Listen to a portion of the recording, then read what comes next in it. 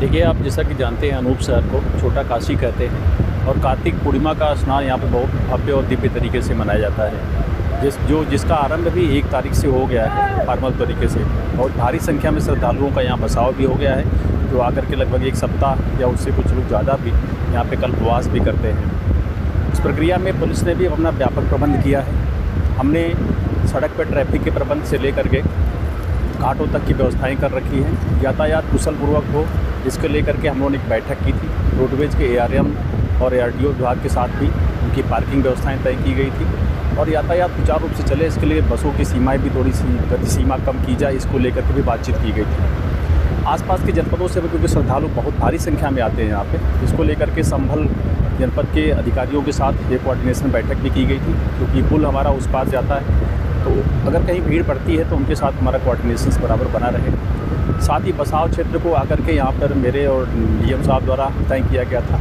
कि वो कैसे रेगुलेट हो। कुछ जगहों पर जहाँ परंपरागत स्नान होते थे कटाव हो गया था, उसको लेकर के यहाँ बैरिकेडिंग भी कराई गई जिससे लोग उधर ना जाएं। जो नहाने के लिए सुगम एरिया थी उसको लेके हमने जगह जगह साइनेज भी लगाया है कि ये नहाने का स्थान है, और जहाँ गहरा पानी है उसको गहरा पानी है, इस तरह इंगित करते हुए बैरिकेडिंग कर दी गई है। और कहीं भी जो नहाने के एरिया है उसको चिन्हित करते हुए बताया गया कि 4 फीट से ज़्यादा गहरे पानी पे नहीं रखा गया है उसको। लगातार हमारे पीए सिस्टम से ये बात अनाउंस करने की भी व्यवस्था बना ली गई है कि लोगों को हम रेगुलेट करते रहेंगे प्रॉपरली। इसको लेकर के सतर्कता के ध्यान से मैं यहाँ पे एक बड़ा डिप्लॉयमेंट भी किया गया है, जिसमें पीएसी कंपोनेंट भी है, हमारी फ्लड की पीएसी भी आ गई है।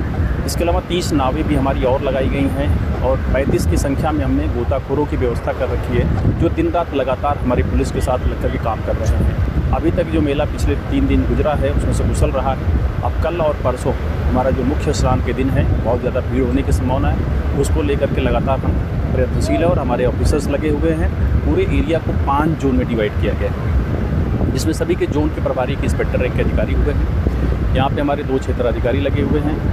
जो वीक डेज है उसके लिए हम अतिरिक्त थाना प्रभारी भी यहाँ डिप्लॉय कर रहे हैं। लेकिन अगर हम पूरे जनपद को देखें तो हमारे 6 थानों में स्नान होगा।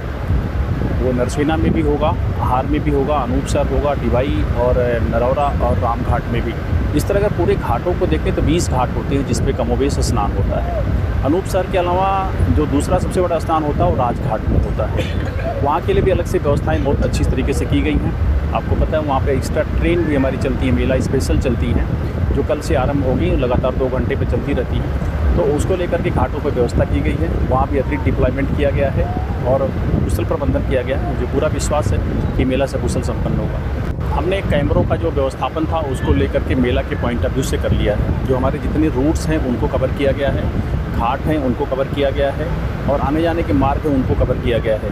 लगभग सभी क्षेत्र जो है मेले से कवर्ड हैं। अभी कोई इंसिडेंट भी हुए थे उसमें कैमरों से बहुत अच्छी जानकारियाँ मिली है, हमने लोगों को चिन्हित भी किया है।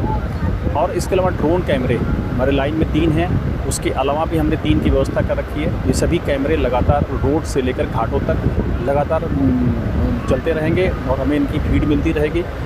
और प्रकाश की भी व्यवस्थाएं पूरी नाइट की गई है, उसमें नाइट विज़न की व्यवस्था मैंने कर रखा है, जिससे रात की भी हमें फीड मिलती रहेगी।